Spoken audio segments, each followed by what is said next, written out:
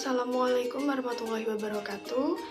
Sebelumnya, saya ucapkan terima kasih kepada Ibu Fitri Nur Mahmudah selaku dosen mata kuliah profesi pendidikan yang saya hormati dan teman-teman sekalian yang saya banggakan.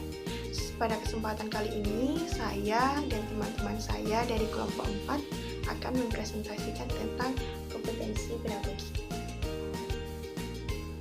Adapun anggota dari kelompok saya yaitu yang pertama Mbak Cynthia Rahmawati, yang kedua Bayu Tegar Pamungkas, dan yang ketiga saya sendiri Mbak Dodi Pradita selaku moderator. Untuk yang pertama saya akan menjelaskan apa itu kompetensi pedagogi. Pedagogi sendiri berasal dari bahasa Yunani kuno yaitu pedos yang artinya anak laki-laki dan agogos yang artinya mengantar atau membimbing. Sehingga dapat diartikan sebagai suatu ilmu dan seni dalam mengajar anak-anak. Dalam Peraturan Pemerintah Republik Indonesia Nomor 19 Tahun 2005 tentang Standar Nasional Pendidikan, dalam pasal 28 ayat 3 butir A secara jelas mendeskripsikan bahwa kompetensi pedagogik adalah kemampuan mengelola pembelajaran peserta didik yang meliputi pemahaman terhadap peserta didik, perancangan dan pelaksanaan pembelajaran, evaluasi hasil belajar, dan pengembangan peserta didik untuk mengaktualisasikan berbagai potensi yang dimiliki. Jadi, kompetensi pedagogik adalah kemampuan guru mengenai pemahaman terhadap peserta didik dan pengelolaan pembelajaran mulai dari merencanakan, melaksanakan, hingga mengevaluasi.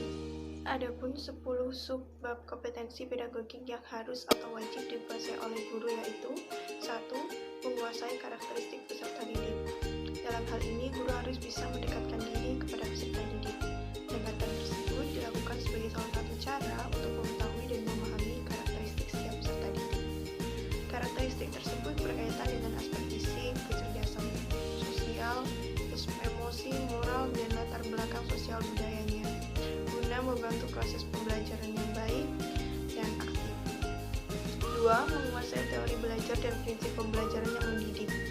Seorang guru harus mampu menetapkan berbagai pendekatan strategi, metode, taktik, dan teknik pembelajaran yang mendidik dan kreatif sesuai dengan standarnya.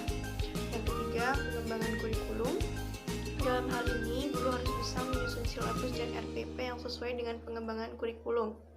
Pengembangan kurikulum yang mengacu pada relevansi, efisiensi, efektivitas, kontinuitas, integritas, dan fleksibilitas, sehingga guru mampu memilih, menyusun, dan menata materi pembelajaran sesuai dengan kebutuhan peserta didik. Yang keempat, kegiatan pembelajaran yang mendidik.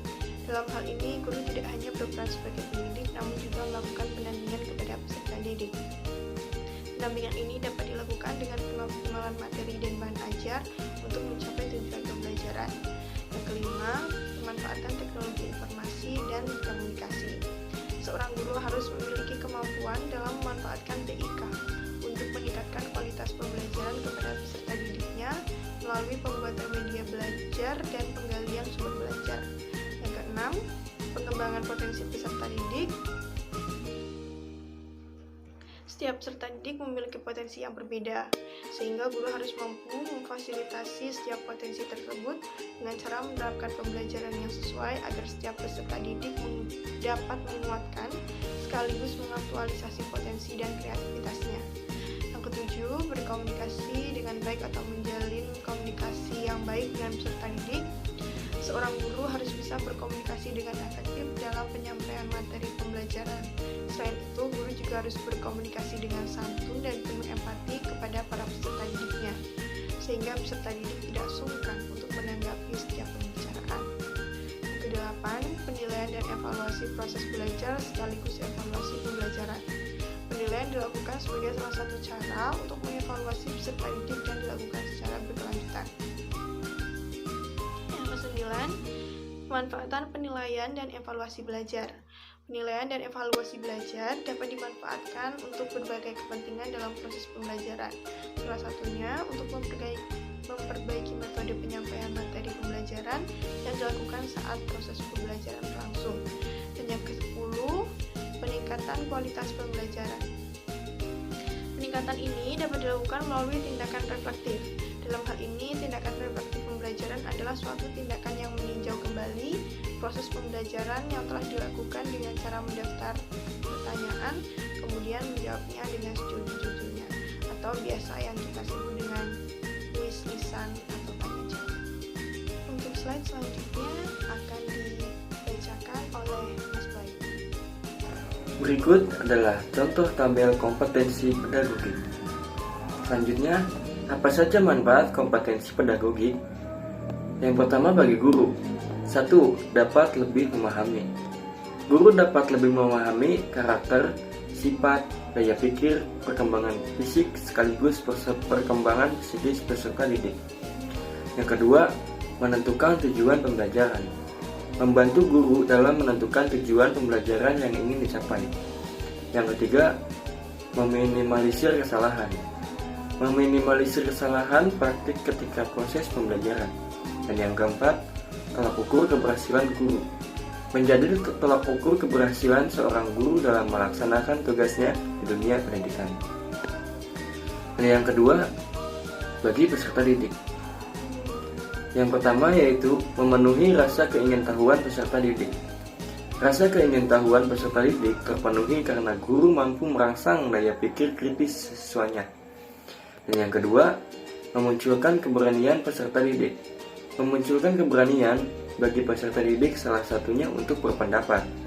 Dan yang terakhir, menjadikan proses pembelajaran. Menjadikan proses pembelajaran menarik dan menyenangkan.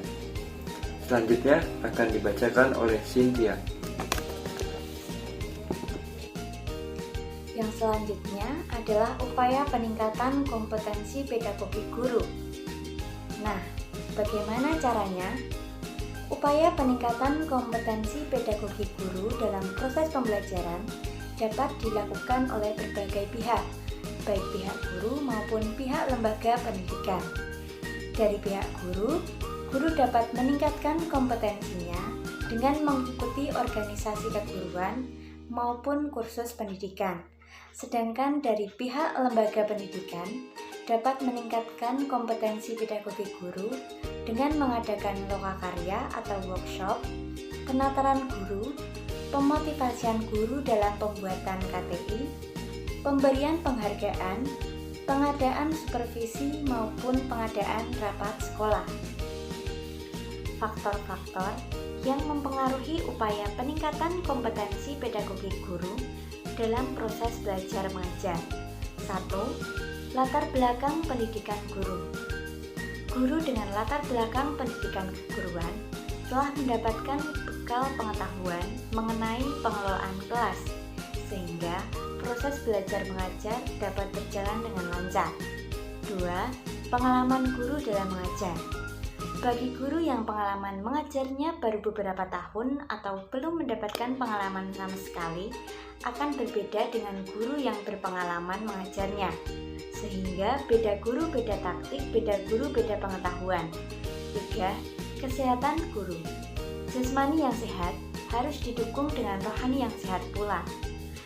Dengan mental dan jiwa yang sehat, maka guru dapat menjaga keseimbangan antara kebutuhan jasmani dan kebutuhan rohaninya. 4. Penghasilan guru. Perbaikan kesejahteraan ekonomi akan menumbuhkan semangat kerja guru. Sebaliknya, ketika penghasilan tidak mencukupi, maka guru akan berupaya untuk mencari tambahan penghasilan dengan bekerja sampingan. 5. Sarana pendidikan. Tersedianya sarana pendidikan yang memadai akan mempermudah pencapaian tujuan dalam sebuah pembelajaran. 6. Disiplin dalam bekerja. Disiplin dalam bekerja tidak hanya berlaku bagi siswa saja, akan tetapi perlu diterapkan juga disiplin kerja bagi kepala sekolah dan guru sebagai salah satu pelaku pendidikan di lingkungan sekolah. Yang terakhir, pengawasan kepala sekolah.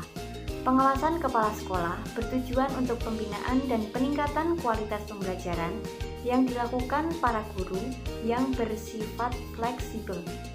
Guru yang baik adalah guru yang mencintai dan memahami baik bidang studinya maupun anak didiknya.